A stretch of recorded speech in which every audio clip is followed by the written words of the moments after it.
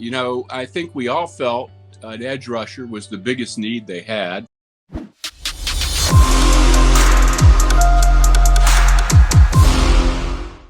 We'll find out if Les Bowen still got his mute button. Can you hear us, Mr. Bowen?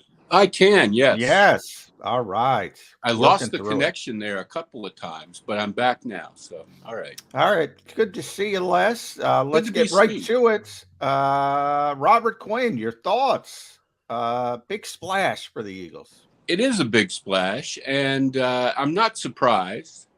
I think we all felt an edge rusher was the biggest need they had for, being a 6-0 team and not having a ton of pressing needs.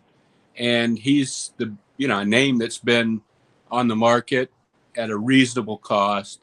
There was talk of Burns and guys that, would really, probably aren't available and would cost like a first or a second round pick or something.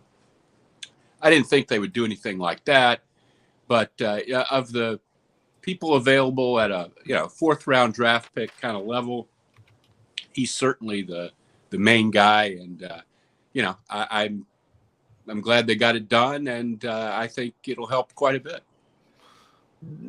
John and I have kicked this around the last couple of days. Love to get your take on it. Quinn's going to bring to the table. He's going to bring to the table. If he's the Desmond Quinn, the Robert Quinn of 2021, damn, did they add one of the best pass rushers in the NFL. If he's the guy who's been double teamed and basically produced nothing this year, it's not going to be a big addition. It's probably going to be somewhere in the middle, right, and it'll be what it's going to be. Does this have any effect on the Eagle chemistry, good, bad, or indifferent, either way, Les? Well, they play a rotation there, so it's not like he's going to be stepping in and, a starter who's, been a big part of the team is suddenly not going to play any or be, cut from the team or anything like that. I mean, they cut Taron Jackson, who's a second-year, sixth-round pick from Coastal Carolina, who I guess is going to be back on the practice squad if he isn't already. We don't know how much he's going to play. I think in the last few weeks before this move, we saw kind of a subtle Brandon Graham, is suddenly not quite getting the snaps that he was getting before. He might get even fewer snaps. But I don't really think it's going to have a huge impact on chemistry in that, I don't think it's a shakeup. It's just an addition. He's stepping in for Derek Barnett is what it amounts to. And they haven't really been able to account for even the very small boost they were hoping for from Derek Barnett before he got hurt. They haven't even had, anything from that spot on the roster. So I don't think it'll mess with the chemistry. I don't think he's going to come in and, be the leader of the defensive line or play all the snaps or any of that stuff. I just think it's a nice add. And, this is very similar to what they did in 2017. The Jay Ajayi addition right at the trade deadline was a huge move that year. They just kept adding pieces. And, I'm interested to see if they're done yet. That's a good question. And they're not done yet. And they could do something else. But I do want to play a little devil's advocate with you, Les. And you said biggest need. And, first of all, as you mentioned, it's a rotational position. So he's going to play. So that's part of it as well. Whether it's 15 snaps, 25 snaps, he's going to play. Third safety. I look at it as okay. I go back pre-bye, Les, in that game against Dallas. We got to see it. I think Chauncey Gardner-Johnson got banged up, missed 16 reps. It was not good when Kayvon Wallace was in there. Conversely, I thought Patrick Johnson was playing pretty well. You mentioned they hoped Taron Jackson would take over. He didn't. But I think Patrick Johnson was okay. And I think now again, Quinn's going to play, and you only need the third safety if somebody gets hurt. But boy, and I don't even know if that player's available, the third safety. But boy, I think that's a bigger need. That's a good point, John. I would argue that the pass rush, you're talking about, what happens if somebody gets hurt, and that's a legitimate concern. But the pass rush, I think, has been real up and down. And the games that it's been up, it's been tremendous. Yeah. But the games where it's been down, you really notice it. And I didn't think it was very good against Dallas. They did not sack Cooper Rush. It's been a long time now since that game, but I'm pretty sure that's the case. Yeah. You can make that argument. I'm not saying you're crazy or anything, but I would rank edge rusher just a little higher than third safety, but that is something they could still address. There's no doubt about it. Kayvon Wallace, that's a fascinating thing to me. You remember the draft when they drafted Kayvon Wallace? Yeah. That was the one pick that a lot of people thought, oh, yeah, 4th round Kayvon Wallace from Clemson. That's one that they'll, I don't know about these other guys, but that's a solid pick right there. And I haven't seen it. He doesn't seem to be all that quick or all that instinctive, and he's been around for a while now. I think they saw the Clemson helmet and thought Brian Dawkins was coming back. Maybe so. But all the draft experts thought that too. I mean, that was the take on that draft was, oh, they got a good one in Kayvon Wallace, and it hasn't worked out. Yeah, I don't know. All right, Les, we've got a kind of a tricky game to analyze this week. Mm-hmm. Pittsburgh Steelers are the Pittsburgh Steelers. Time champion. Their head coach has never had a losing season for over a decade as the lead guy for the Steelers. They look like a losing team to me. They have been to this point, and I'm not seeing or projecting where the turnaround's going to come. And there's a reason that the Eagles are double-digit favorites, 10.5 or 11 points this week. Just the right team to be facing coming out of the bye? That's hard to project. I'm always leery of the Steelers because I started covering. Yeah, I started covering this in 2002, and the Steelers have been a good team, pretty much consistently throughout that time. Yeah. In fact, I remember very well the 2004 team that went to the Super Bowl for the Eagles was, I believe, probably the best team in the league regular season for a lot of that year, but they went to Pittsburgh and they lost. And they lost, it wasn't like a 1-point loss. They had some problems. I think Brian Westbrook was injured, but, it was if Pittsburgh had gotten to the Super Bowl, might not have even been as close as it was with New England that year. But Ben Roethlisberger was a very young man back then. He's gone now. And that's their biggest problem. They don't really have a quarterback.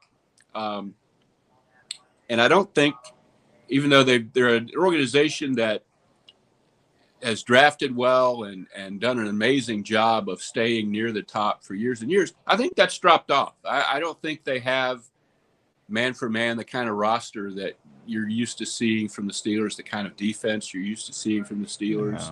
Yeah. I think they're still well coached. But, the Eagles for years tried to, they hired guys from the Steelers. In fact, Andy Weidel. Andy's back, yeah.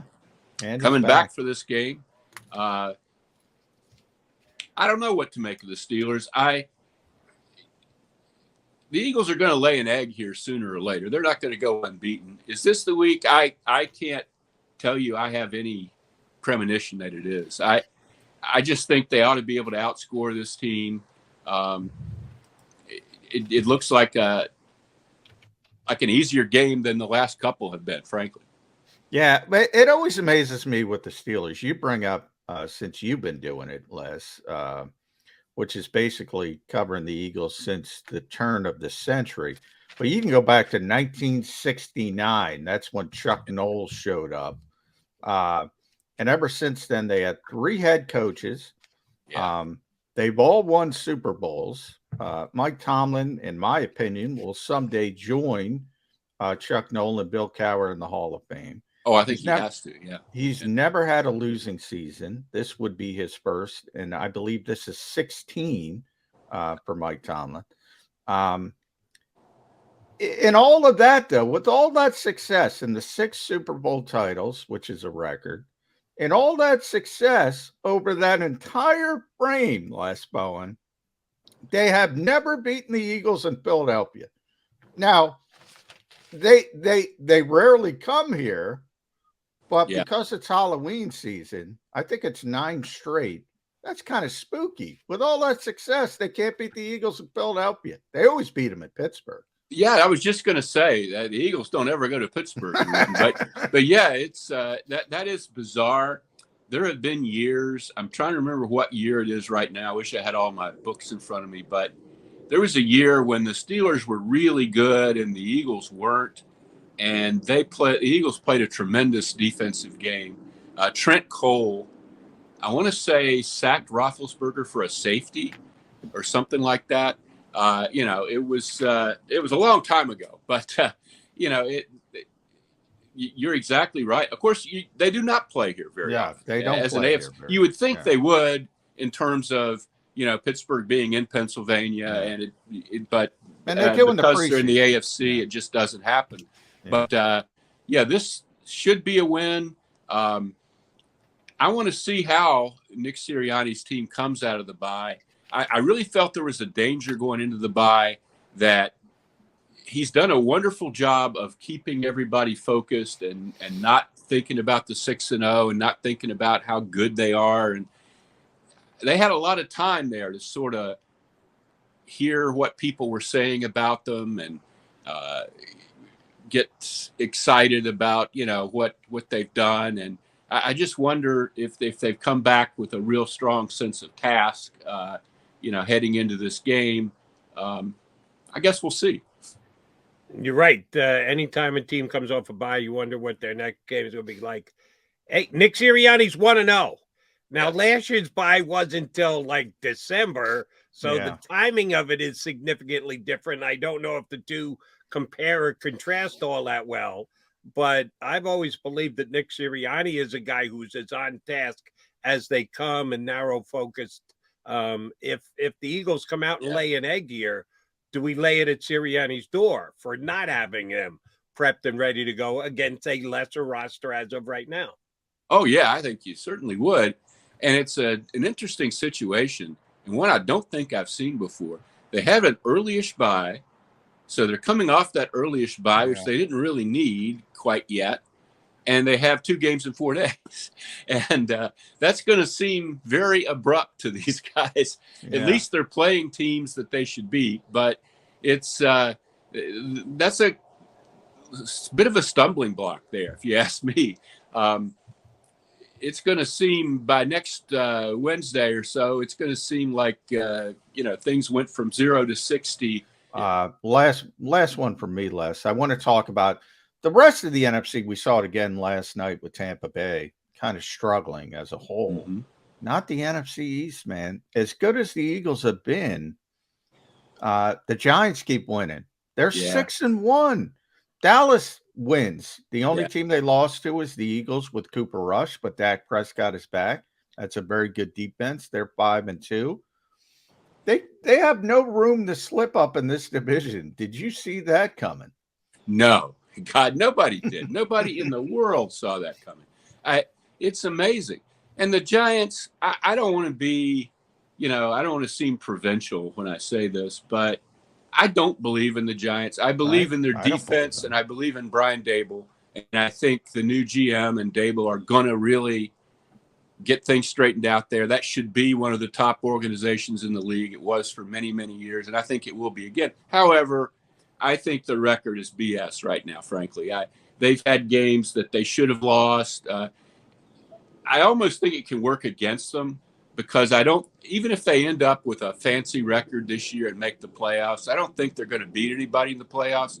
And then I think they're going to be set up where the fans are going to think they're a great team next year, and things aren't going to every year there's a team or two that wins a whole bunch of games, and everybody's like, yeah, okay, and they're that team this year. Frankly, they won a game against the Ravens a few weeks ago where I swear to God, if I was a conspiracy theorist, I would have thought the Ravens threw the game.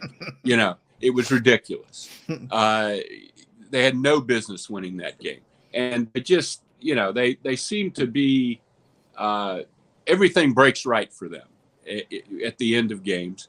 I don't like their weapons, especially other than Saquon Barkley, especially with Shepard, I think, is injured, right? Yeah, the receivers look bad on paper. Yeah, and they just traded Kadarius Toney. They got rid of him. Right. Brian Dable's doing an incredible job to have that team at 6-1. But if they beat the Eagles, I'll be flabbergasted, frankly. I just don't think they're that much better than, a middling kind of 500-ish team. But they're certainly piling up the W's. And Barkley looks amazing. He's back to what he was several years ago, and that's great to see for people who've always pulled for him from his Penn State days. Yeah. But and the coach is a good coach. I mean, there's no doubt about that. Did the Giants beat the Eagles last year without Saquon Barkley and while being coached by Joe Judge? So that's a really good point, Jody. But the Eagles are better this year, Jody. Oh, they are. But so are the Giants. That's my point. True. The Giants who's made a bigger leap, the Eagles or the Giants? That's a good question. Thibodeau and some of those defensive guys, they're for real. That's for sure. That part of it is for real. The offense, I don't believe in. I can't believe that they're, as productive as they are. Yeah, well, Jody talks to me every day. They both made significant jumps, but I'm with you, Les. I don't believe in the Giants. I just don't believe in it. Okay. They've been, even last week, they make both of you guys are penciling in 2 wins against the Giants right now. Oh, I don't know. I'm penciling, but I just think they should. The Eagles should be a better team than them. We'll see how the injuries go and all that stuff. I don't think Giants' offensive line is going to stand up very well. I do believe in Dallas, and I think Dallas with Dak Prescott, I still think the Eagles would have won that game with Dak Prescott. I don't know. All right, so here's how I'll put it to both you two guys. They've only got 1 game left against the Cowboys. They got 2 left against the Giants. If the Eagles are going to lose 1 divisional game, you tell me it's more likely Dallas in 1 game or the Giants getting Eagles in 1 of the 2 games? Oh, I'm going to say Dallas at Christmas. I think that sucks. I'm why last 2? Not only Christmas Eve, that is the 3rd straight road game for the Eagles. Yeah. That is a tough spot to have a 3-game road trip in the NFL is rare. That will be the 3rd of 3rd, and it's on Christmas Eve. I've already penciled that in, Jody, from day 1. I said they're not winning that game. Okay. I still believe that. They might be 16-1, but they're not winning that game. Much like with Jeff Garcia, they'll get an ISO shot of Jalen Hurts walking off the field saying, "Merry Christmas, Philadelphia," after the Eagles beat the Cowboys in Dallas. I remember that one very well. Boy, that was unexpected to me. I was not expecting that at all. But, that was a tremendous performance by Jeff Garcia. Jeff Garcia's popularity level in Philadelphia to that point was here. After that game, it was off the charts. All right, last one for me, Les, and we'll let you run. Hypothetical. I love my hypotheticals. The Eagles are going to win this game. They'll win it by double-digit points. It'll be comfortable. Don't know if it'll be 30 points, but they'll win it. It won't be hanging in the balance in the 4th quarter. Will it be more so because of the Eagles' offense moving it up and down the field and put up a bunch of points against the Steelers' defense, or the Eagles' defense just shutting down to this point, which has been a mediocre at best Steeler offense? Will they win it more dominantly because of their offense or their defense this weekend?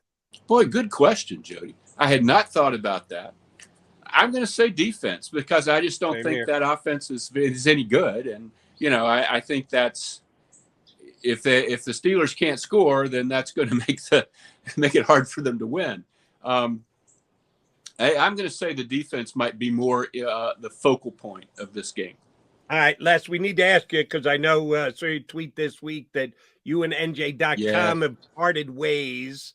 We're going to continue to have you here on Birds 365 because A, you're good, and B, we love you. Any other feelers out there? There's a whole bunch of media outlets that could use as good and informed Eagle beat reporter as Les Bowen. Yeah, put in a good word for me. I'm not really looking. That was a decent gig because they had the very excellent Chris Franklin, who was really the beat guy. He did all the, somebody sprained an ankle today and calling the agents and all that stuff. And I was writing columns, about the Eagles, and I think they were good columns. And that was kind of, I did retire last year. I am 66. So I kind of, I don't want to be back in the whirlwind so much, but I do like being down there and thinking about things and trying to write things that I think fans would enjoy, insights and things like that. I'm kind of disappointed that it kind of blew up on me out of nowhere. But, it's if somebody else wants that little niche, I'm happy to fill it. And it's a weird thing. I could talk for an hour I've been thinking about this a lot, about retirement and guys like us who are not, 75 or 80 years old yet, who aren't really ready to totally give up on what we've done, but don't really want to do it the way we did it when we were 30, Right. And it's a tough niche to hit. It's, I think it's an elusive target for all of us. And we'll see. If I'm retired, I'm okay, financially. It's not a tragedy, but, I'll kind of miss it. That's for sure. Yeah. Well, close circuit to JAKIBsports.com and Joe Kraus. Sure. Yeah. Don't worry about it. You will be continuing to make your appearances here on Birds 365 because we need your insight. We appreciate your insight. Les, thanks much for hopping on board this week. We'll talk to you in a couple weeks down the road. All right, guys. Thank you. Thank you.